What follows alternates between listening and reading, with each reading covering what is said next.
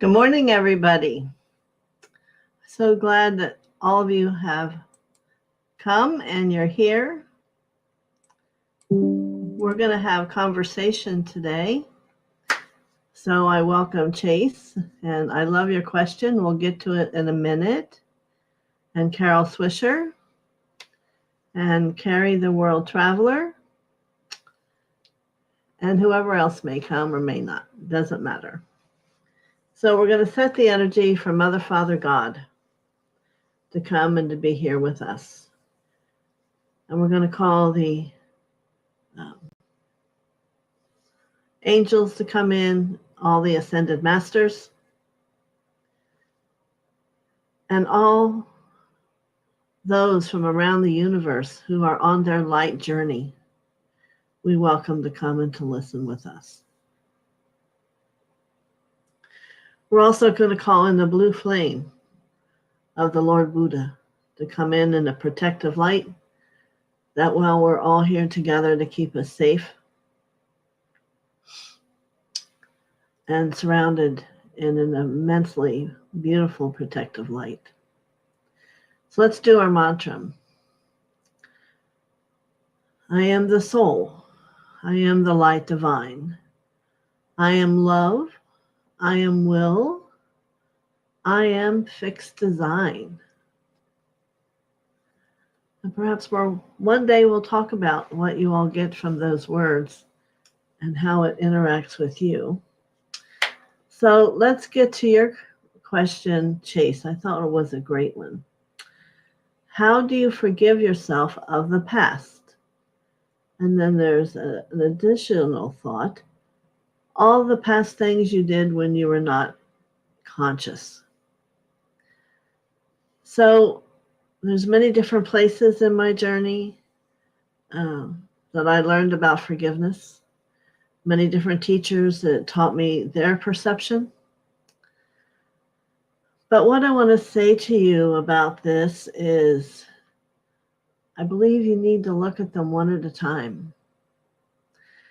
And what we don't understand about being on the path and doing the healing,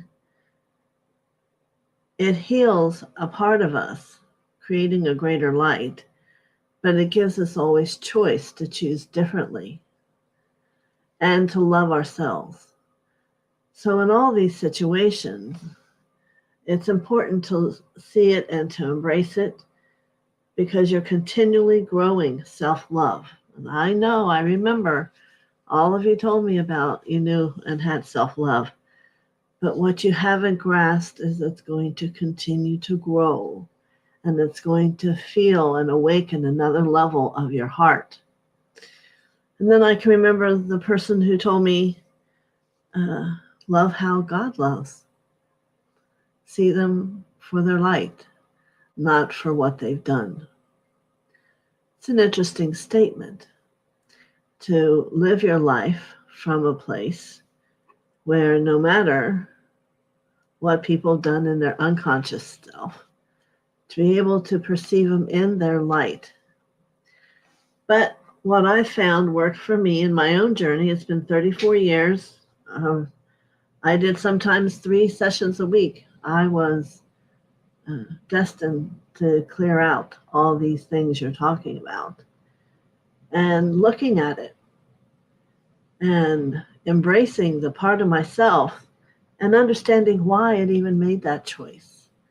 There's so many facets about yourself that as you go in to look at it, you learn, and as you touch it with the love that your heart holds, it fades. And even those places where, how did you word it? Oh, it's already went down some here. All the past things you did when you were not conscious. Well, don't think that's not a purposeful thing. We all come in with things we have to heal from our past lives. The soul carries it. So of course, things are going to happen before we become all light. Things are probably still going to happen now for some of you. And yet in another space and time, you wouldn't choose that. But that is the path. The path is embracing, loving, and learning how to love. Yes, you can only love others to the level you love yourself. And that's why it's an experience that's always going to grow.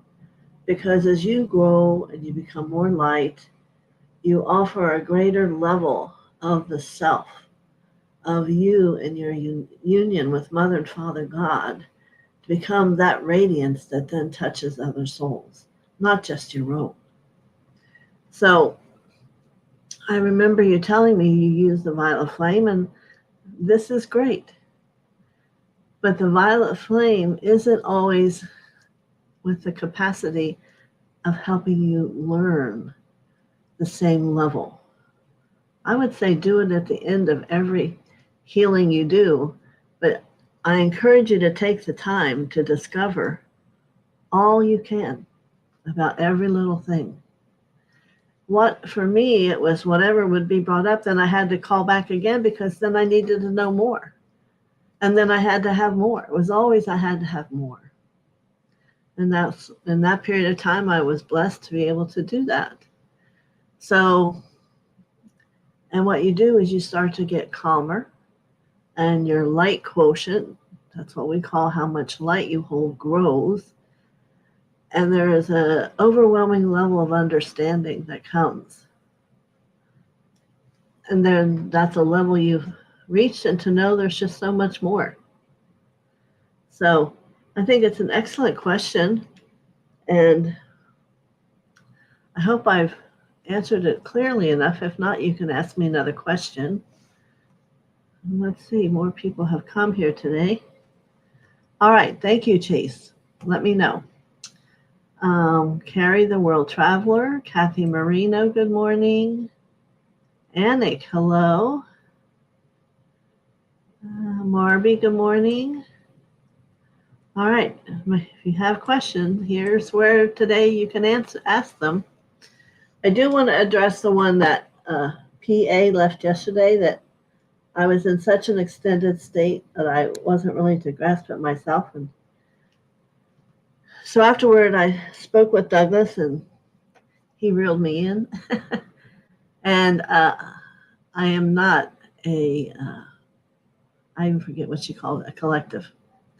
I am me. I am saying me that was born a small little blonde-headed girl on a farm, and the daughter of a seventh son. Now, I could give you another whole rendition of who I've discovered who I am, but there's no need for you to hear that. So when I work with the angels to give you messages, especially yesterday, it was mostly me, and then the angels would come and bring something at the end. It isn't that they were a part of me. It's a different energy that comes in.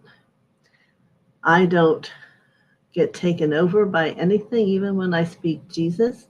It is a connection to the consciousness through my throat. So, if there's any other type of question about that, you can certainly ask me. My gift is that I am a very clear light, and very connected, unrestricted vision. And I don't say those things just about myself. They've all been explained to me by other high masters and teachers. In going to Shasta, we would run into many people who they themselves were re-embodied in this life with the mantle. You know that you're a certain when you can look here around the eyes and the nose and have the same identical image as that person lived as a master. So let's see what other questions might be here. Yes, I did the work to become a divine mother. I didn't make it up. It was Lady Portia who recognized me as TheoSophia, who then began me on that journey of a divine mother. And I did spend 9 months of our time with Supreme Mother, learning how to be a mother, and I moved through that. So it's actually real. And what does divine mother mean? It means You've done a lot of clearing, and you have an open heart, and you're in service to help the world. How about that? All right. Let's see. Good morning, Anik. I'm going to see if there's any questions.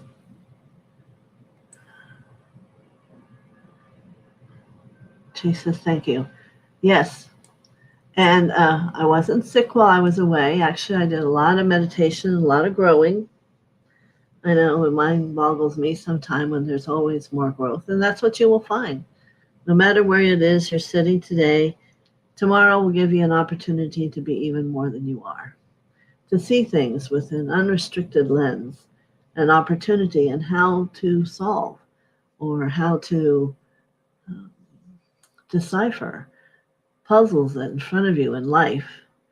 You know, I was sitting outside in front of the lake this morning when I meditated, and they said very simple words to me. Even if I can remember them now, I'll try, because we're on a lake and the water just moves. So when you're clear, the water, the light moves through you. When you have issues, meaning if it's something that you can't get out of your head, the water becomes turbulent, not only in the lake, but within yourself. And those are times when you really have to go in and get a healing because it's not showing itself to you. And you need to allow yourself to surrender and be guided in where it is and what it's about. And then you're at choice because it's always your body. No one can tell you what you have to do. And you need to remember that also. Okay, good morning, Barbara Ward. So I think we could have some good conversation here today. If maybe some of you have something that's over and over again bothering you, what I've shared is that's where you need to go. And the deepest things inside you, you're not going to find yourself. We're just not made up that way. Our subconscious is made up to protect us, so it thinks, instead of allowing us to move through. When you work with someone who knows how to work in the subconscious, it can be very easy and unraveled and released versus holding that grip inside you, which is a very good word, I think, for what it is. It's like being afraid to open a new door and having all those fears come up, all the reasons why, the new door, the big door, you have no idea what's beyond there, which in one area is very silly because we've all been and lived other places. Think about that. We have all been behind the door, through the door, far beyond the door. And that there's times when the door becomes frightening to us. And you need to look at that. What is it about? Because it is something in your consciousness that is holding you and not allowing the river of light within you to move smoothly. And there you feel disrupted. There you feel something's out of whack. And you need to get it all smoothed out, all released, and be a choice. And what does that mean? That means that then the next time that something similar to that comes up, you make a different choice because they become a habitual pattern. And that's what we're attempting to get rid of. So if you choose to have a plate of fries and don't want to feel guilty about it and you cleared that, then go ahead and eat them and be happy and know they don't affect you. It's making a choice to think differently about how you've been thinking about it because it's going to happen more than once, probably more than twice, maybe even more than 10. And it's trying to say to you, wake up. What is it about this that you're not taking time to find out what it's about? Okay? I'm not seeing any other questions. Let's just journey through here again.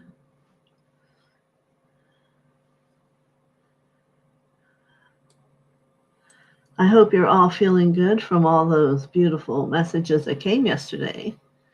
You know, Yes, it's true. Those are helping you grow. But we can't deny the you part of it, the you piece.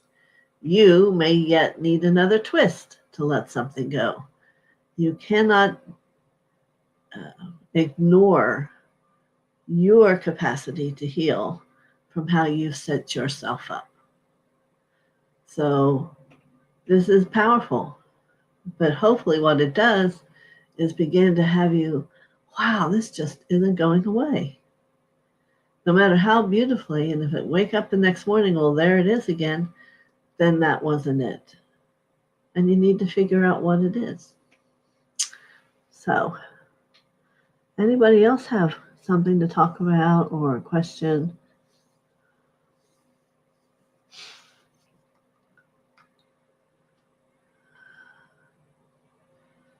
Yes.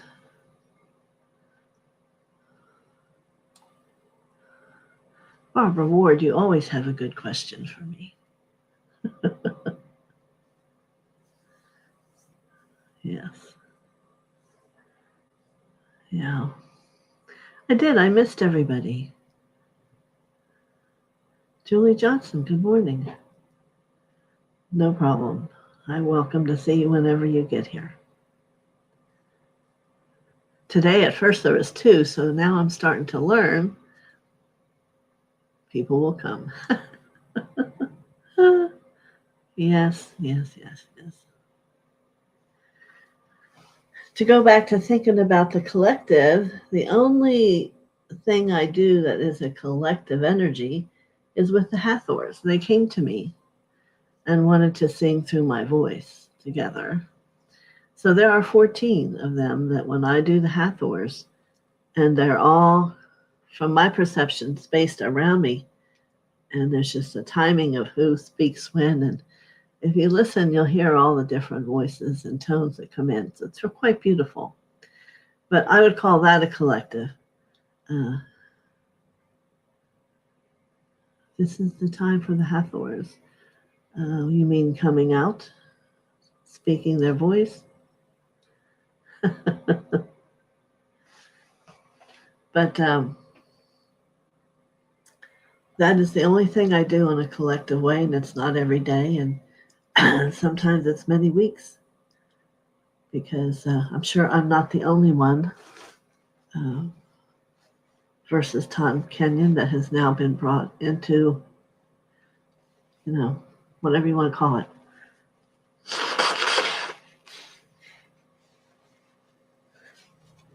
Like I said, I'm usually sought out. I'm very clear, and my heart's very pure. It has a wonderful love to it. And I can't tell you how much my daughter has changed since she got to come spend time with me.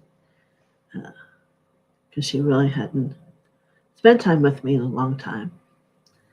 And it's quite beautiful to, certainly I feel it from all of you, but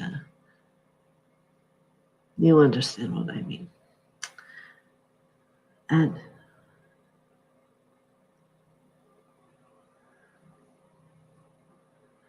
well, I'm calling the collective what an understanding is that it's a grouping. The Hathors move and live in a group of them. And when they sing with me, it isn't one. There are 14 of them. They also sing together as a collective. Okay. The Hathors, you'll actually see them in Egypt. It's a civilization that are very peaceful and loving, and are about sound and voice.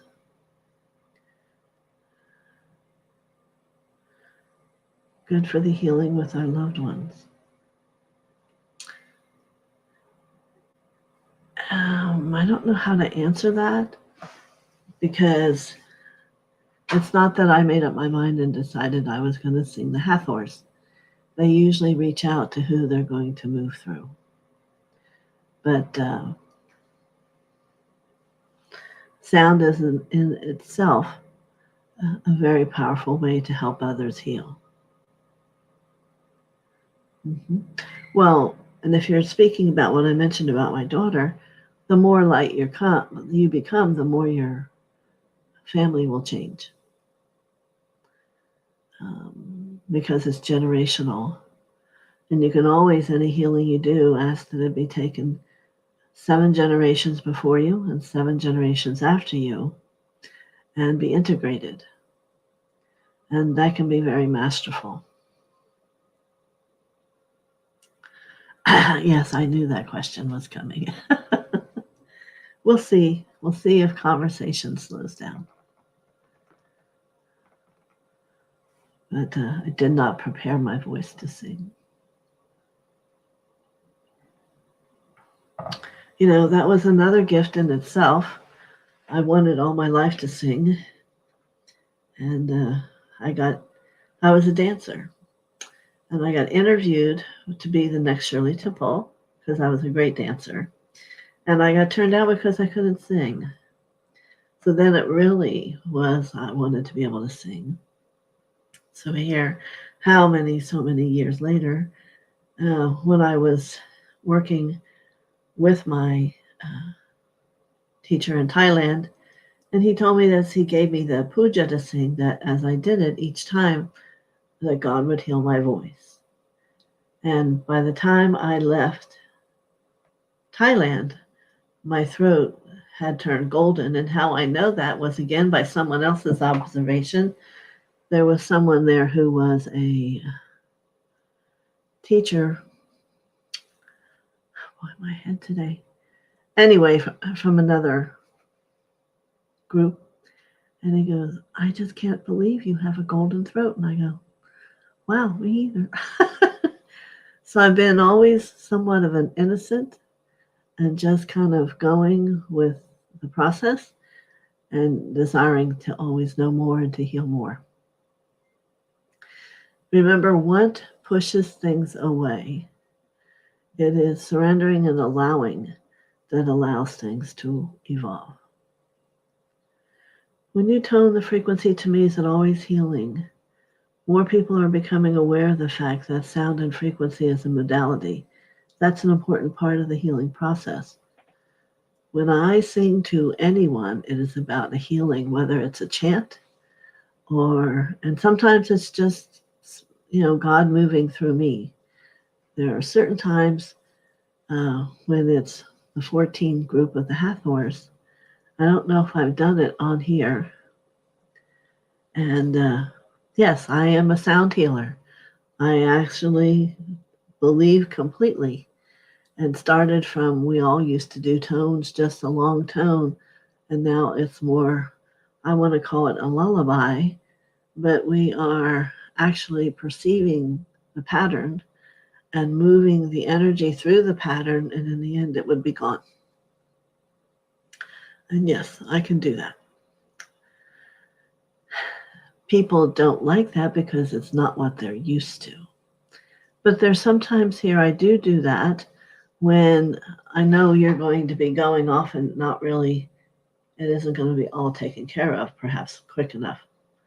So, yes, I do sound healing on here. And I do think, and I say that often, if you've ever heard me speak, sound is going to be the final healing that will happen in frequency. And in my master class, we are just starting to learn about frequency and the sound on that different level. It's very powerful.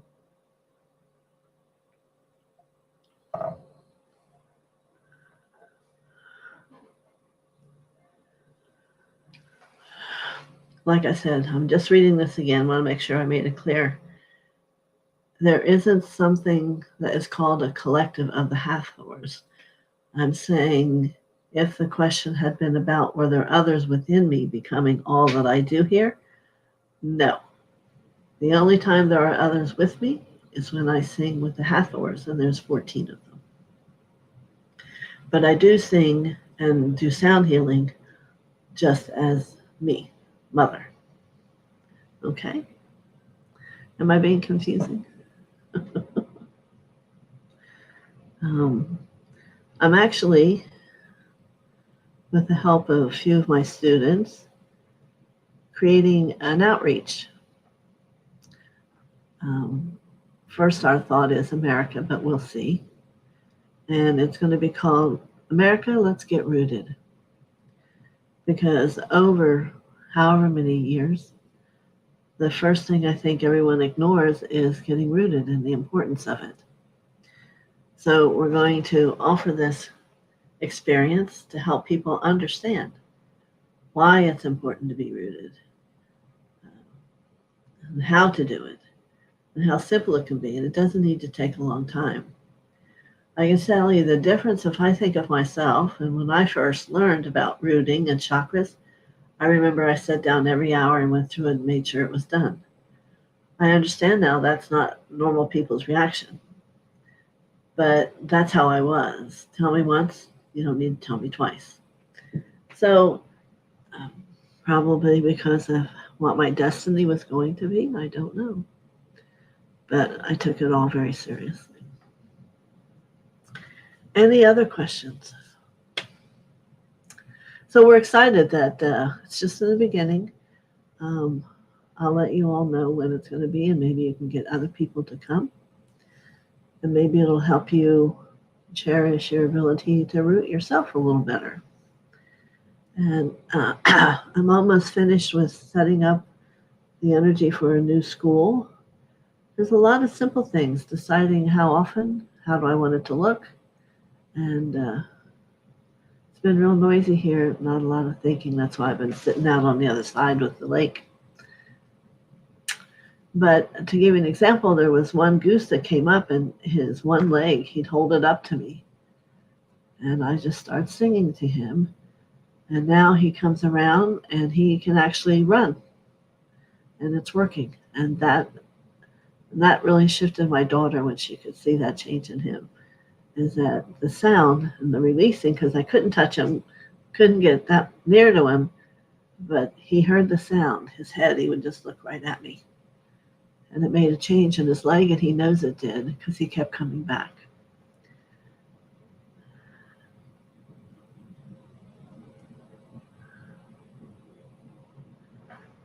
Very good.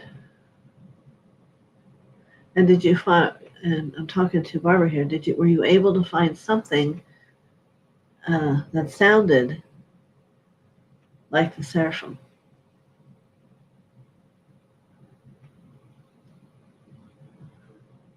Because if not, I'm going to tell you who to go to. You want to go to Scott Huckabee, who is the manifestation of Jesus in this world.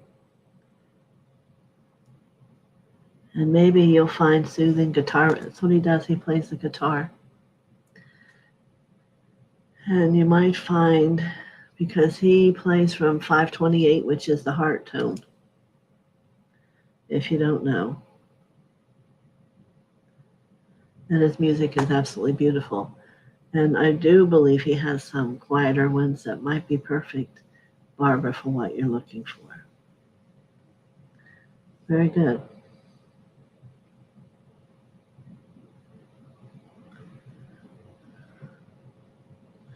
There are people who sing a song understanding the quality of the note and what it will do.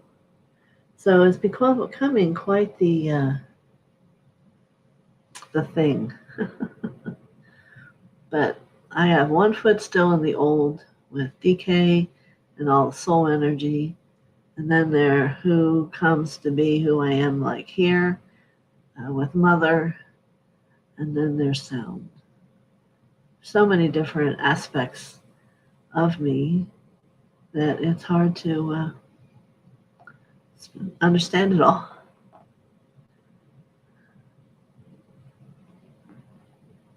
Yes. Just go give it a shot, and if not, that's fine. But I know he plays at 528, and Julie likes the goose story. Oh, there would be like 8 of them come, and he would walk right over in front of our condo and look up and start honking. He knew what was making him better. And actually, I believe what happened, because one day he was out there with all of them, and the main goose went after him. And now he's always on his own. He's not a part of the grouping anymore because he would make a different choice and not follow along. So I thought that was an interesting lesson to watch in itself. But he does. He always comes back. But now he goes and flies off on his own because they would honk and all have to go and follow the one. And yes, I sit and acknowledge anything in that way to decipher it because you don't know what piece of it's for you. Certainly, the little goose lesson is that you don't follow anyone.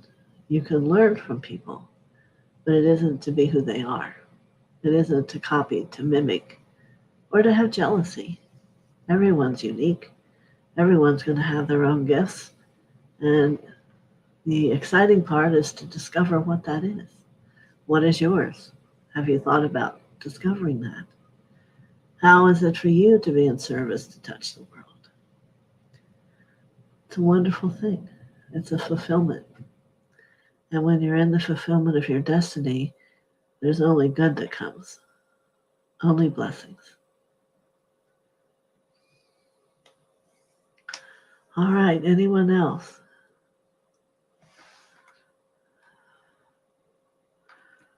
Where are we at? We're at 11:30. I'm going to put a lozenge in my mouth. So it's not going to be singing raw. Because the Hathors just came and told me they were here. So, guess it's time. Just for a few minutes.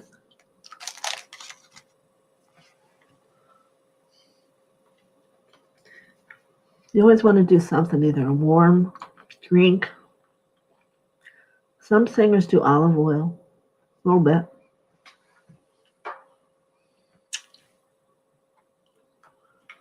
My throat likes the lozenges. Any other questions? New comments?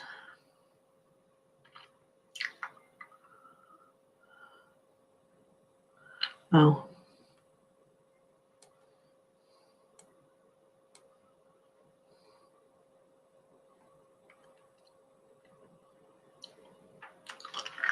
Yes, I have a lot of different modalities. And that's why I created the school. People used to say to me, how is it you do all the things you do? So that's when I developed the school to help people have a way to learn how to do the same.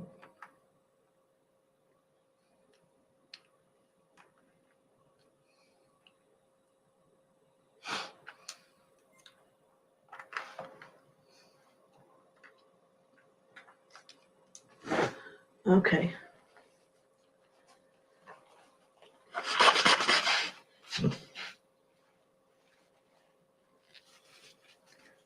So this is going to be sound to help you discover you. How's that? Oh, the Hathors are great healers, and they use sound. You can also, Tom Kenyon is Kenyon, Key,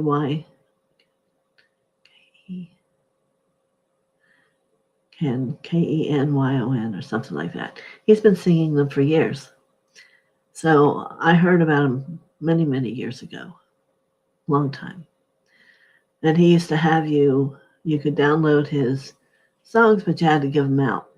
So we've given out so many of Tom Kenyon's of the Hathors, never thinking that one day I would be able to sing them. So let's see how it works. If it's not working, I will stop.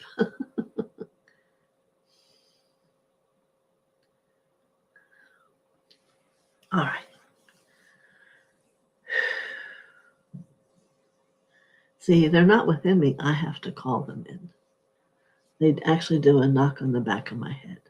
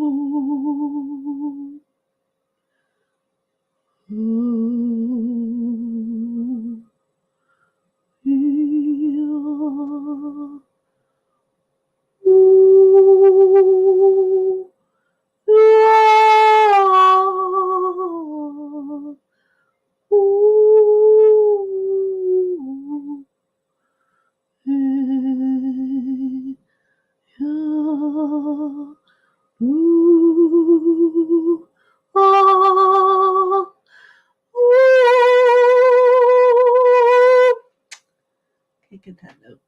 Shut up. There they are.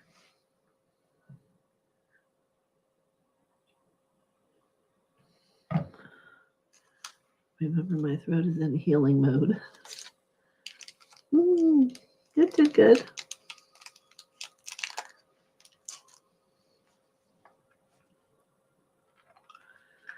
So could you feel that, Barbara?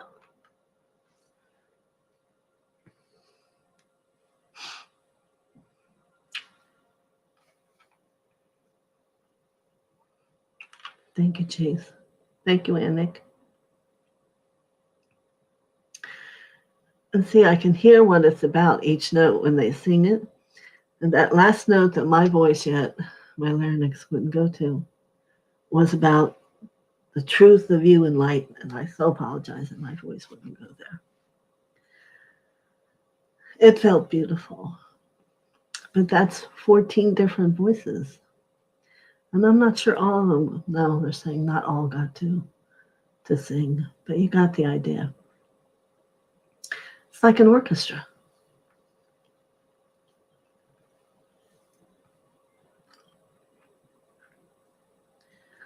Okay.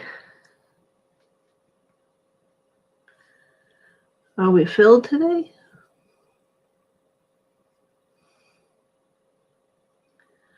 Yes, I'm going to also have a class to teach about all the different angels, the phylums. That's a word that didn't come to me earlier. It's another little gem to have in your pocket. Mm-hmm.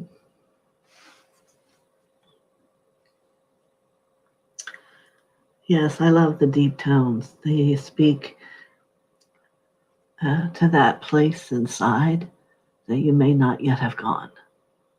So they go there to go, hello, are you in there? Come on out. And then they bring it out into a higher frequency. It's just a beautiful thing. You're welcome. Thank you, Barbara. So these are things that come to me. It's not that I seek them. And that's hard for people to grasp. And we're all unique. I'll never be you. You'll never be me. But it doesn't mean that there's not this wondrous part in you that yet you haven't discovered. And that's part of why I'm here, is to help people discover that within themselves. Who is it? What is it? Food for thought, right? I had and you don't meditate.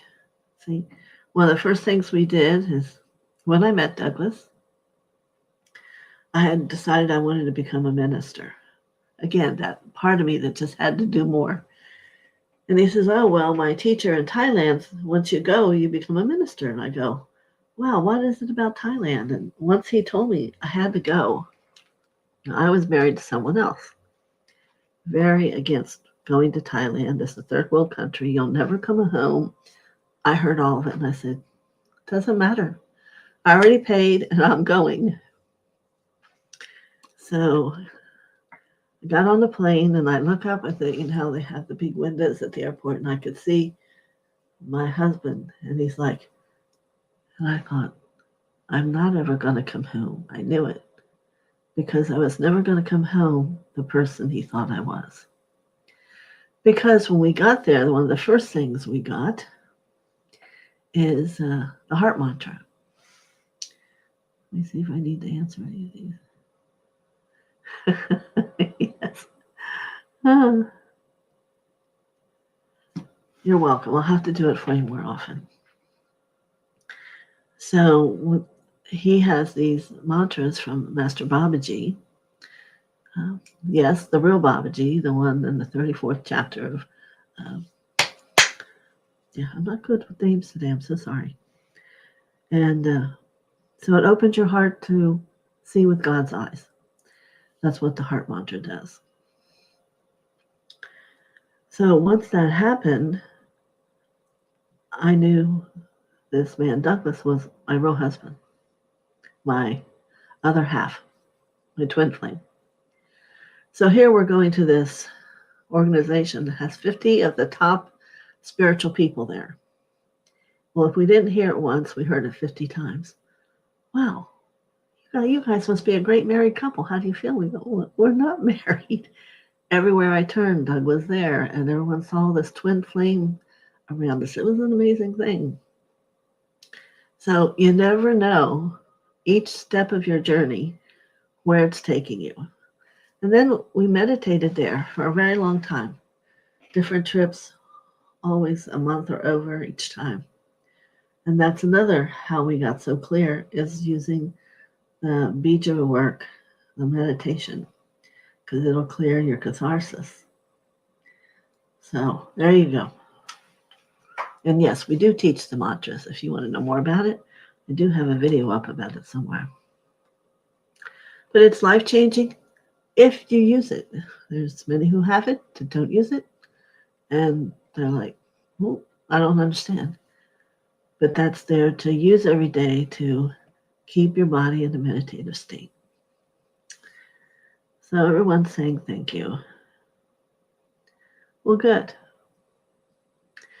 So I believe tomorrow, let's see, today's Tuesday, tomorrow's Wednesday.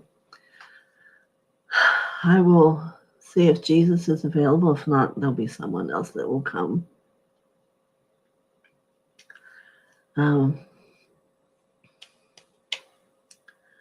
It's getting exciting, isn't it? So, yeah. So I'm here. Why am I here? TheoSophia Rising, to help people rise their energy, to create a greater light quotient, to even understand what that is, and to